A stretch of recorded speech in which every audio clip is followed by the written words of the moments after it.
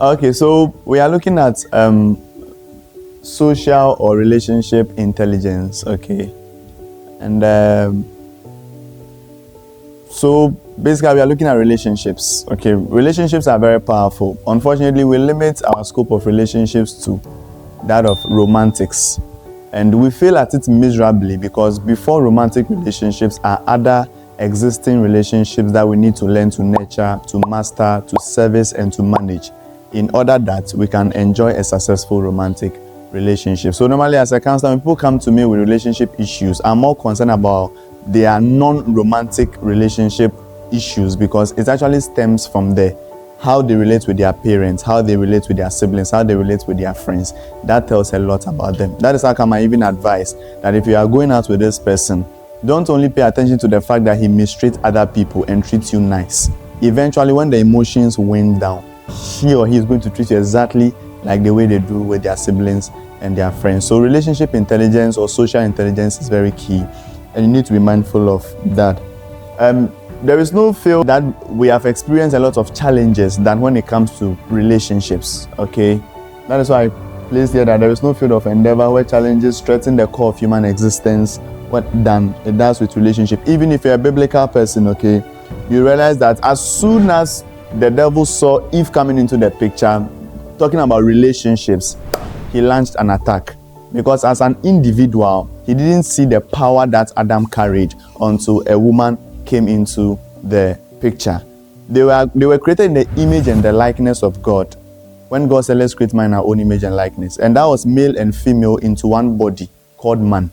But we didn't see the image of God in expression until we saw the physical existence. When the devil saw the woman, then he now saw the image of God at display. Quickly, he launched an attack. And that's what he has been doing in every field of life.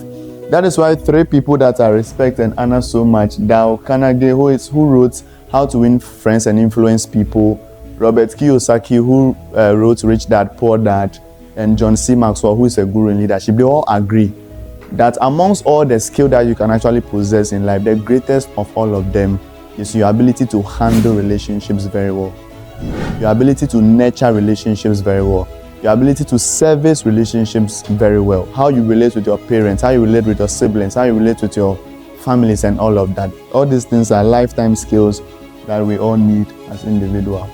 The Jewish rabbi in the first century made this statement that you shall love the Lord your God with your hearts, blah, blah, blah, then you love your neighbor as yourself. So he highlights three core relationships that we need to be mindful of.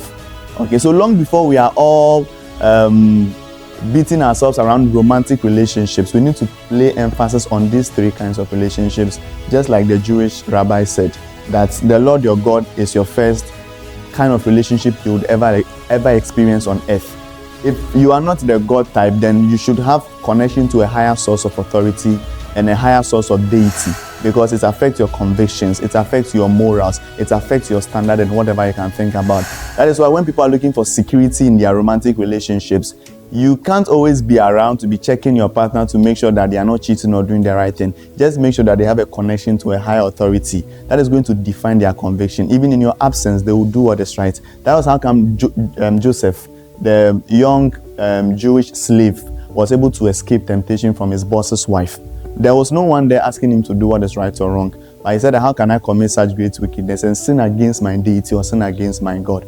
So this is the first form of relationship. The second is yourself. The third is your neighbor. When you read this text, it says that you will love your neighbor as thyself. Unfortunately, we place the neighbor before the thyself. But when you look at the context, the rabbi is assuming that you already love yourself. That is how come it is going to be easier to love your neighbor to the degree and to the measure you do for yourself.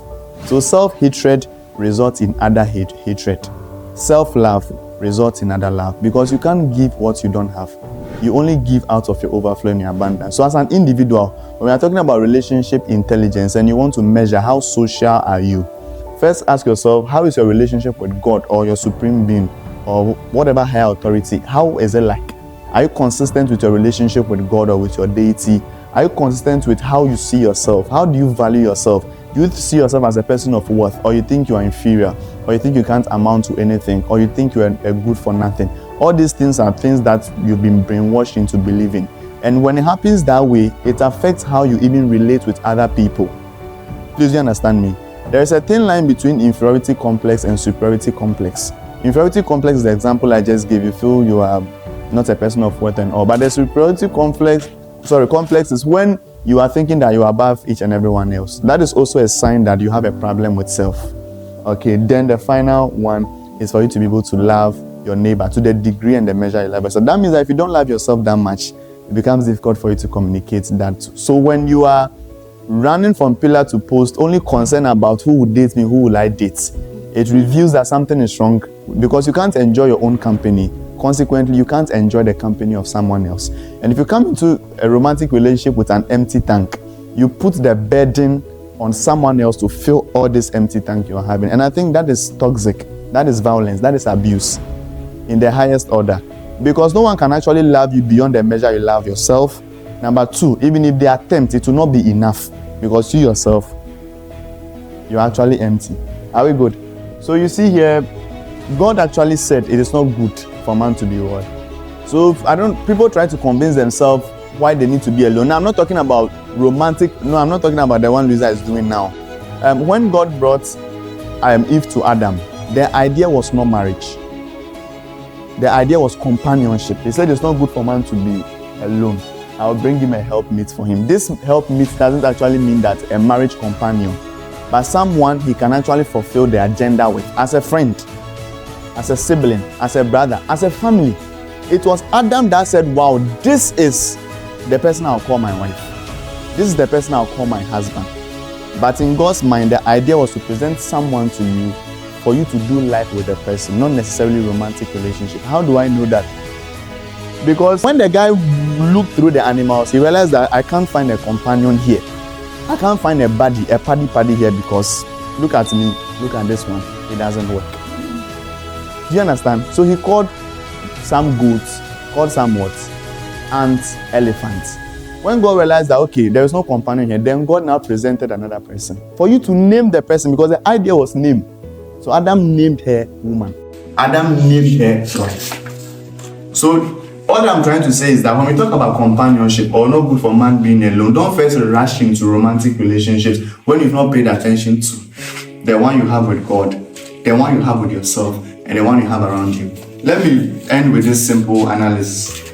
If I can love all of you genuinely, if I can be kind to all of you genuinely, if I can appreciate all of you genuinely, if I can be intentional with all of you genuinely, and God gives me just one person to handle, why should I struggle to do that to her if I'm used to doing this with other people? That is God's idea. So it becomes easier for me to relate with her because I'm used to accepting your flaws and your shortcomings. Why should it be difficult for me to just do that with just one individual? That is social intelligence. And that is why it is always important that don't rubbish the relationships you have around you. They made me angry. They said this against me, so I'm done with them. No. It's actually a test to see how resilient you are, because your partner is really, really going to offend you.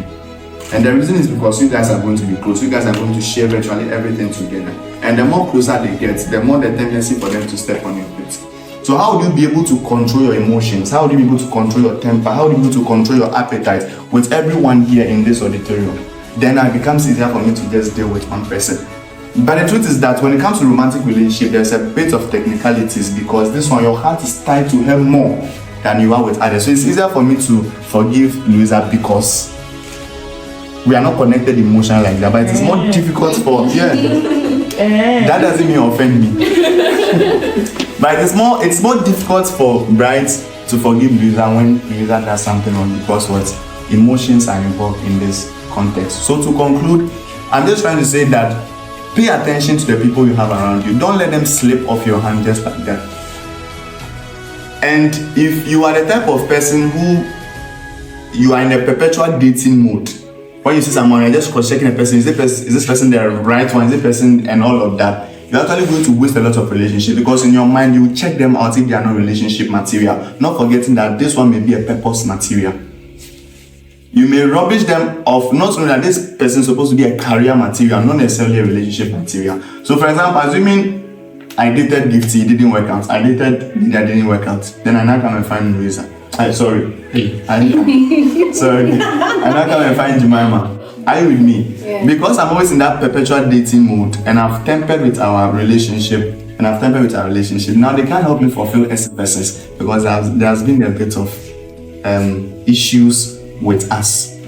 But if I learned to master and manage the relationship I had with them, that is what Adam did. He named you goats. We are not going any further. Cow, you can't come into my bedroom. Cats, okay, you can come into my living room. Dog, we can enter into the bedroom. So he named the relationships he had around him. That is relationship intelligence. You are my business partner, it ends then. I don't pick up your call if it's after 8, especially if we are the person of the opposite sex. My relationship with you ends there. Please, do you understand me? So it all has to do with your ability to identify the people around you and also name them. You know the boundaries you place around all these people. Then manage and service the relationship very well because it will pay later. The greatest investment you can actually do is not in the bank, it's in people. And don't only think about money, the care, the attention, the affection, the emotions, the resources, being around to console them, to speak positive and healthy words into their life. Trust me, it will go a long way to influence them. And if you give them value, trust me, it will yield. And sometimes it may not be where you invested, but it will be what you invested. Even if it doesn't come from them, it will definitely come. Thank you. That's very big you're talking.